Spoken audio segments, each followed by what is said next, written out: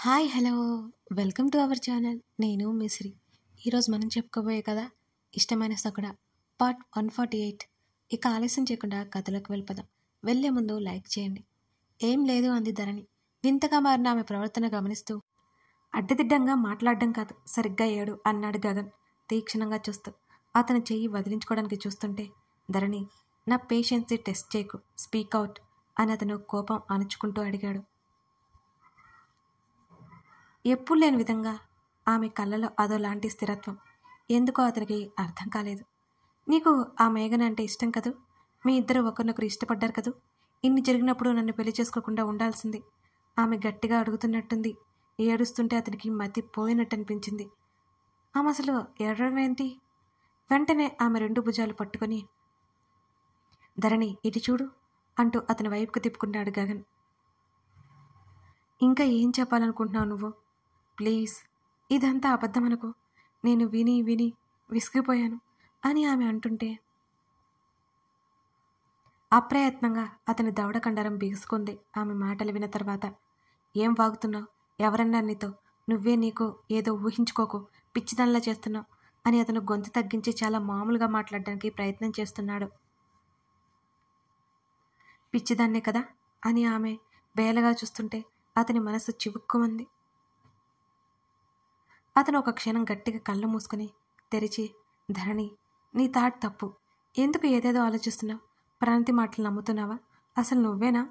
అతను అడుగుతుంటే, ఇక చాలు, నేను వినలేను. పెళ్ళికి ముందు ఏం జరిగిందో నాకు తెలియదు, అనవసరం కూడా. ఇప్పుడు ఏం జరుగుతుందో. ఎందుకు నువ్వు ఆమె కోసం వెళ్ళాలి? ఎందుకు ఆమెతో మాట్లాడాలి? అది అర్ధరాత్రులని లేకుండా అని ధరణి అడుగుతుంటే, మెంటల్, తను నా ఫ్రెండ్ అని చెప్తుంటే బుర్రకెక్కట్లేదా నీకు అని గట్టిగా అరిచాడు గగన్. ఎక్స్ప్లెనేషన్ ఇవ్వడం అలవాట్లేని అతను చాలా కష్టంగా ఆమెతో మాట్లాడుతున్నాడు. ఆమె మాటలకి అతను నిలకడగా ఉండలేకపోతున్నాడు. ఫ్రెండ్ అయితే ఏంటి? తనకు నువ్వంటే ఇష్టం, అది నీకు కూడా తెలుసు. అలాంటప్పుడు నువ్వెందుకు తనతో క్లోజ్గా ఉండాలి? ధరణి ధరణి ధరణి, అసలు ఏం ఆలోచిస్తున్నావు నువ్వు అంటూ ఆమె కణత మీద వేళ్లతో కొట్టి, నీ నుంచి ఈ మాటలు నేను వెళ్ళలేకపోతున్నాను. నువ్వు ఇలా థింక్ చేస్తుంటే నాకు కష్టంగా ఉంది. ప్లీజ్ ఆపే. నా ఒపీనియన్ మారేలా చేయకు. అప్పటికే అతని కళ్ళు ఎర్రబడ్డాయి. నిజాలు ఇలాగే ఉంటాయి. తన్ని నువ్వు వదిలేనప్పుడు నాతో ఎందుకు ఇదంతా? నాతోనేనా, తనతో కూడానా అని అడుగుతున్న ఆమె చెంప చెల్లుమన్న శబ్దం. నీ మైండ్ దొబ్బింది.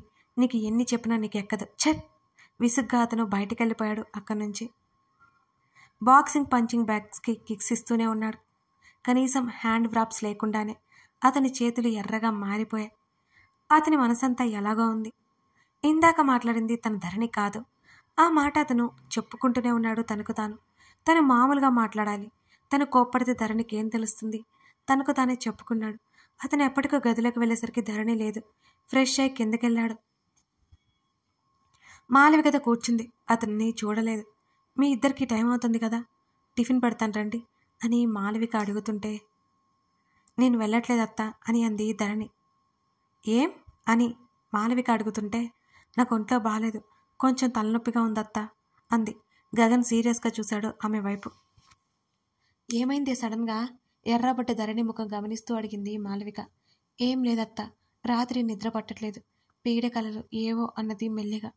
అవునా, తిని రెస్ట్ తీసుకో అని మాలవిక అంటుంటే, రెస్ట్ ఎందుకు, బయలుదేరు ధరణిని చూస్తూ అన్నాడు గగన్. గగన్ బాలేదంటుంది కదా, వదిలే ఇవ్వాలా అని మాలవిక నవ్వుతూ చూస్తోంది ఇద్దరిని. సరదాగా ఇద్దరు ఎప్పట్లా వాదులాడుకుంటున్నారని మాలవిక అనుకుంది. లేదత్తా, నాకు నిజంగానే బాలేదు, నేను వెళ్ళను అని ఆమె అతన్ని చూడకుండా మాలవికతో చెప్పింది. సరే వెళ్ళొద్దులే అని ధరణి గడ్డం పట్టుకొని అంది మాలవిక. మామ్, నాకు లేట్ అవుతుంది అంటూ డైనింగ్ టేబుల్ దగ్గరికి నడిచాడు గగన్. అతను ఇరిటేట్ అయిపోయాడు. రోజు అతనితో కలిసి తినే ధరణి ఇవాళ అటువైపుకి వెళ్ళకపోవడం మాలవికి ఆశ్చర్యం కలిగించిన, సోఫాలో వాలిపై కూర్చున్న ధరణిని చూసి ఓపిక లేదేమో అని ఆ విషయం ఆమె పెద్దగా పట్టించుకోలేదు. గగన్ వెళ్లే వరకు ఆమె అక్కడే ఉంది. తను రూమ్లోకి వెళ్తే అతను వస్తే తను ఫేస్ చేయలేదు. గగన్ వెళ్ళిపోయాడు. గదిలోకి వచ్చేసింది ధరణి. అతను కొట్టిన చెంపదెబ్బ గుర్తొచ్చి ఆమె విరక్తిగా నవ్వుకుంది. హర్ష ఆమె గొంతులో ఏదో భావం అతన్ని చేరినట్టు అనిపించింది. చప్పున వెనక్కి తిరిగాడు హర్ష. నిజంగా ఆమె తనని పిలిచిందా, లేకపోతే తనకే అలా అనిపించిందా? ఆమె వైపు అయోమయంగా చూస్తున్న అతన్ని చూస్తూ సారీ అని చెప్పాలనుకుంది వేద. కానీ ఆమె గొంతు నుంచి మాట బయటికి రాలేదు. ఆమె కళ్ళల్లో కదలాడుతున్న భావాలు అతనికి అర్థం అవ్వలేదు అసలు. ఏంటి? అతను ఎట్టకేలికి అడిగాడు. కొంచెం ఇబ్బందిగా ఉంది, డాక్టర్ని పిలిపిస్తావా? ఆమె నెమ్మదిగా అడిగింది. అతని కళ్ళల్లో క్షణకాలం పాటు మెరిసిన కంగారు ఆమె చూపు దాటిపోలేదు. అతను తల ఊపాడు. రెడీగా ఉండి వస్తాడు అని అతను బయటికి వెళ్ళిపోయాడు. వేద తల పట్టుకుంది. తను అతని పట్ల చాలా దారుణంగా ప్రవర్తించింది. క్షమించమని అడగలేకపోయింది.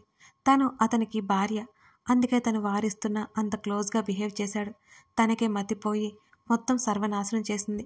అయినా తనకెందుకు అతనితో గడిపిన రోజులు గుర్తు రావట్లేదు? ఆమె ఎక్కువ ఆలోచిస్తే తలనొప్పి అనిపించడంతో ఆలోచనలకు స్వస్తి చెప్పడానికి తల్లిని కేక వేసింది వేద. సాయంత్రం ఇంటికొచ్చాడు కమల్. అమృత లేకపోవడంతో ఇల్లంతా నిశ్శబ్దంగా ఉంది. అలా సోఫాలో కూర్చున్నాడు. మరో 5 నిమిషాలకి తన అత్త నుంచి ఫోన్ కాల్ వస్తుంటే అతను లిఫ్ట్ చేయాలనుకోలేదు, అనిపించలేదు అసలుకి. పదే పదే ఆమె నుంచి కాల్ వస్తుండటంతో అతను కాల్ లిఫ్ట్ చేశాడు. చెప్పత్తా అని అన్నాడు కమల్. కమల్, దీక్ష పలకట్లేదురా, ఆమె ఏడుస్తూ అంది. అతను ఉలిక్కిపాటుగా సోఫాల నుంచి పైకి లేచాడు. ఏంటత్తా? అతను వెంటనే అడిగాడు. ఏమైందో తెలియట్లేదు, మీ మామయ్య కూడా ఇంట్లో లేడు. త్వరగా రా కమల్, నాకు భయంగా ఉంది, ఆవిడ ఏడుస్తూనే చెప్పింది. ముందు డ్రైవర్ని పిలిచి హాస్పిటల్కి బయలుదేరు, అతను వెంటనే చెప్పాడు. సరే తీసుకెళ్తాను, నువ్వు వచ్చే అని ఆవిడ కాల్ కట్ చేసింది. కమల్ హుటాహుటిన బయలుదేరాడు.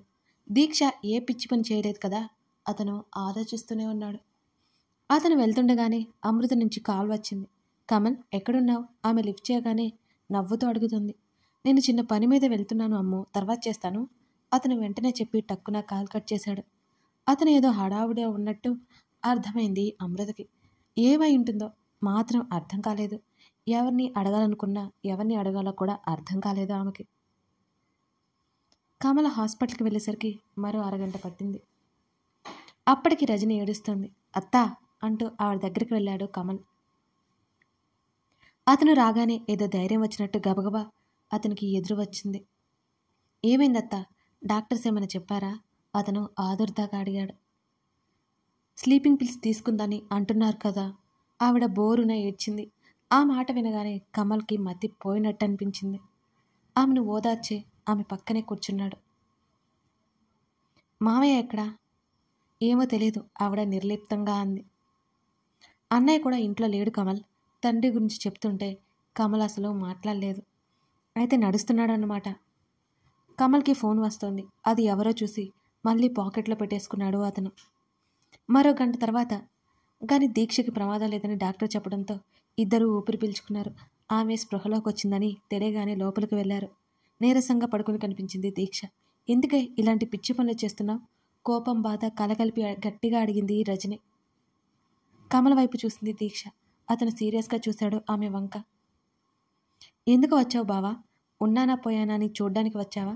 ఆమె అడుగుతుంటే కమల్ అసహనంగా ముందుకొచ్చాడు. కొంచెమైనా బుద్ధి ఉందా నీకు? సూసైడ్ చేసుకుని ఏం సాధిద్దామని అనుకుంటున్నావు అని గట్టిగా అరిచాడు. వాళ్ళిద్దరూ ఏదో విషయం మీద మాట్లాడుతున్నట్టున్నారు, కానీ అర్థం కాలేదు రజనికి. బుద్ధిలే కాదు బావా, నిన్ను ప్రేమించి నీ దగ్గరికి వచ్చాను. చివరికి నీ పెళ్ళాం నన్ను ఇంటి నుంచి బయటకు గెంటేసింది అని ఏడవడం మొదలుపెట్టింది దీక్ష. అప్పటికే కూతురు చెప్పిన మాటలకి రజని ఆశ్చర్యంగా చూస్తోంది. నువ్వు సక్రమంగా ఉంటే ఇదంతా ఎందుకు జరుగుతుంది? కమల్ అసహనంగా అన్నాడు. వావ్, వెరీ గుడ్ బావా, నీ పెళ్ళాం నీకు ఎక్కువైపోయింది. 4 రోజులు నీ ఇంట్లో ఉన్నందుకు బాగా బుద్ధి చెప్పా. మా అమ్మ నిన్ను నాకంటే ఎక్కువగా పెంచింది కదా, నీకు ఆ ఆలోచన కూడా రాలేదా అని ఏడుస్తూ, మమ్మీ అతని ఇక్కడి నుంచి వెళ్ళిపోమని చెప్పు అని ఓవైపు అంటూనే ముఖం తిప్పుకుంది. ఏంటి కమల్ ఇదనేది ఆవిడ అయోమయంగా అడుగుతుంటే, పిచ్చి అత్త, పిచ్చి పట్టింది, పిచ్చి పిచ్చిగా వాగుతోంది. నాకు పెళ్ళైంది, ఆ విషయం గుర్తుపెట్టుకోకుండా తిక్కగా బిహేవ్ చేసింది అని అన్నాడు కమల్. ఆవిడ ఆశ్చర్యంగా నోటి మీద చేయి వేసుకుంది. కమల్ ఫోన్ మరోసారి మోగుతుంటే అతడు కాల్ కట్ చేయబోయి కూడా ఆగి, ఏదైనా అవసరమైతే ఫోన్ చేయత్తా అని అక్కడి నుంచి బయటికి వెళ్ళిపోయాడు. గగన్ సాయంత్రం ఇంటికొచ్చేశాడు. అతనికి ఎక్కడా ధరణి కనిపించలేదు. గదిలోకి వెళ్ళి ఫ్రెష్ అయ్యి మరలా కిందకొచ్చాడు.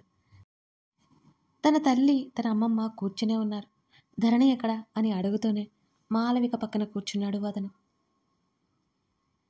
ఇంకా ఎక్కడా, నీ పల్లం పుట్టింటికి వెళ్ళిపోయిందిగా అని అంటున్న పార్వతమ్మ మాటలకి అయోమయంగా చూశాడు అతను తల్లి వంక. మామయ్య వచ్చాడు గగన్, ధరణిని తీసుకెళ్లారు. నీకు కాల్ చేస్తే నువ్వు లిఫ్ట్ చేయలేదట, నీతో చెప్పమని చెప్పింది అని మాలవిక చెప్తుంటే అతని ముఖంలో రంగులు మారాయి. క్షణాల్లోనే అతను మామూలుగా అయిపోయాడు ఆ మాటలు విన్నాక. ఎప్పుడెళ్ళింది? అతను చాలా మామూలుగా అడిగాడు. మధ్యాహ్నం వెళ్ళారు అని అంది మాలవిక. అసలు ధరణి అతనికి ఫోన్ కాల్ కూడా చేయలేదు. ఆ విషయం అతనికి తెలిసినా చెప్పలేదు. అతను అక్కడి నుంచి లేచి వెళ్ళిపోతుంటే డిన్నర్ చేయమని తల్లి పిలుస్తుంటే అతను ఆగిపోయాడు. కమల్ చిరాగ్గా ఇంటికొచ్చాడు. అయినా అతనికి దీక్ష గురించి కంగారుగా ఉంది. ఆమె సూసైడ్ వరకు వెళ్ళిందంటే తన కారణంగాన అతను ఆలోచిస్తూ వెనక్కి వారి కళ్ళు మూసుకున్నాడు. సరిగ్గా అదే సమయంలో అతని ఫోను మోగింది. ఆ నెంబర్ ఉదయ్ దగ్గర తను ఏర్పాటు చేసిన సెక్యూరిటీ నెంబర్ అది. చెప్పు, కాల్ లిఫ్ట్ చేయగానే అడిగాడు కమల్. సార్, ఉదయ్ తప్పించుకున్నాడు అని అవతల వ్యక్తి చెప్పగానే ఉలిక్కిపడి సోఫా నుంచి పైకి లేచాడు. ఎప్పుడు? అతను గట్టిగా అరిచాడు. గంట అవుతుంది సార్ అని అన్నాడు. వాడు తప్పించుకుంటే మీరేం చేస్తున్నారు? కమల్ ఆవేశంగా అరుస్తూనే గదిలో నుంచి బయటకొచ్చాడు. సడన్గా 20 మంది వచ్చి మన వాళ్ళ మీద అటాక్ చేశారు సార్. చాలా ట్రై చేశాము, మన వాళ్ళకి గాయాలయ్యాయి అని అతను చెప్తుండగానే, వైజాగ్లో నీకు తెలిసిన వాళ్ళు ఎవరైనా ఉన్నారా? కమల్ గట్టిగా అడుగుతూ బయటకు వచ్చి కారు తీసుకుని బయలుదేరాడు. ఉన్నారు సార్ అని అన్నాడు. నేను ఒక అడ్రస్ చెప్తాను, అక్కడికి పంపించు అంటూ అమృత అడ్రస్ షేర్ చేశాడు కమల్. కమల్ అక్కడి నుంచి వెంటనే ఎయిర్పోర్ట్కి బయలుదేరాడు. అలాగే వెళ్తూ వెళ్తూ గగన్కి కాల్ చేశాడు. తింటుండగానే ఫోను మోగింది. ముందు తినమని మాలవిక వారించింది కొడుకుని. మామ్ ఇంపార్టెంట్ అని చెప్పాడు గగన్.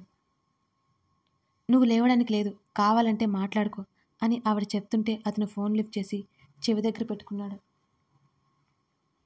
గగన్, ఉదయ్ తప్పించుకున్నాడు అని కమల్ చెప్పగానే గగన్ కళ్ళు విప్పారాయి. అంతలోనే అతను మామూలుగా అవుతూ, ఎప్పుడు అని అడిగాడు. గంట క్రితం. అమ్ము వైజాగ్లో ఉంది, నేను అక్కడికి వెళ్తున్నాను అని కమల్ చెప్పగానే ధరణి మీద విపరీతమైన కోపం వచ్చేసింది గగన్కి. ధరణి అలా చెప్పకుండా వెళ్ళిపోవడం ఎంత ప్రమాదకరమో అనిపిస్తుంటే అతను భోజనం నుంచి మధ్యలో లేచి వచ్చేశాడు, తల్లి పిలుస్తున్నా వినిపించుకోకుండా. కమల్, ధరణి కూడా అక్కడే ఉంది, నువ్వు వెంటనే వెళ్ళి అమృతని తీసుకుని ధరణి దగ్గరికి వెళ్ళు, నేను మావయ్యతో మాట్లాడతాను, సెక్యూరిటీ అరేంజ్ చేస్తాను అని గగన్ చెప్పగానే సరే అని కాల్ కట్ చేశాడు కమల్. అతను బయటపడకపోయినా అతనికి చాలా కంగారుగా ఉంది. ఉదయ్ దెబ్బతిని ఉన్నాడు, ఆలోచన రహితంగా ఏదైనా చేయవచ్చు. వెంటనే ప్రతాప్కి కాల్ చేసి మాట్లాడాడు గగన్. ఉదయ్ గురించి ఆల్రెడీ ఐడియా ఉండడంతో ప్రతాప్ ఎక్కువ ప్రశ్నించలేదు గగన్ని. కాళ్ళు పైకి పెట్టుకుని సోఫాలో కూర్చుని ఉన్న కూతుర్ని చూశాడు ప్రతాప్. రేవతి ఏదో చెబుతుంటే ఆమె మౌనంగా వింటోంది. గగన్, కట్ చేయబోతున్న గగన్ ఆ పిలుపుకి ఆగాడు. ఏంటి మావయ్య అతను అడిగాడు. ధరణి ఎందుకో డల్గా ఉంది, అంతా బాగానే ఉందా అని అడిగాడు ప్రతాప్. నాకు చెప్పకుండానే వచ్చింది కదా, అందుకనేమో, మీరు టెన్షన్ పడకండి అని అన్నాడు అతను. ఓకే గగన్ అని అంటున్న తండ్రి మాట లీలగా వినిపించి తల ఎత్తి చూస్తుంది ధరణి. ప్రతాప్ అక్కడి నుంచి లేచి వెళ్ళిపోయాడు. ధరణి, తల్లి పిలిచింది. అమ్మా, ఏమైందే అని అడిగింది. ఏమవుతుంది అంది ధరణి. వచ్చిన దగ్గర నుంచి చూస్తున్నా, ఏదో పోగొట్టుకున్నట్టున్నా రేవతి అడుగుతుంటే. ఏం లేదు, నాకు ఆకలేస్తుంది, ఏదైనా పెట్టేదుందా, రమ్మని గొడవ చేసావు, పట్టించుకుంటున్నావా అసలు అని అడిగింది ధరణి. పార్వతమ్మ ఏమైనా అన్నదా ఏంటి, నా మీద ఎగురుతున్నావు అని రేవతి అడుగుతుంటే ఆవిడ నన్నేమంటుంది అని అడిగింది ధరణి. ఏమో, ఆవిడ ఏమన్నా నువ్వు బయటకు చెప్పావు కదా అని లేచి వెళ్ళిపోయింది రేవతి.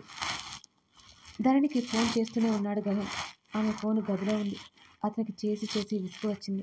ఆమె కావాలని లిఫ్ట్ చేయట్లేదా అనిపించింది. ఆమె ప్రవర్తన మరింత చిరాకు పుట్టిస్తుంది అతనికి. భోజనం చేసి గదిలోకి వచ్చింది ధరణి. ఆమె ముభావంగా పడుకుంది. ఇంతకుముందు తను ఇలాగే వచ్చేస్తే ఆ రోజు తన కోసం వచ్చేవాడు, ఇవాళ వస్తాడా రాడా ధరణి ఆలోచిస్తూ కళ్ళు మూసుకుంది. కథ కొనసాగుతుంది. నచ్చితే లైక్ చేసి మీకేమనిపించిందో కమెంట్ చేయండి. అలాగే మరిన్ని వీడియోస్ కోసం మన ఛానల్ని సబ్స్క్రైబ్ చేసుకోండి. గివ్ అవేలో కూడా పార్టిసిపేట్ చేయండి. Thank you for watching this video.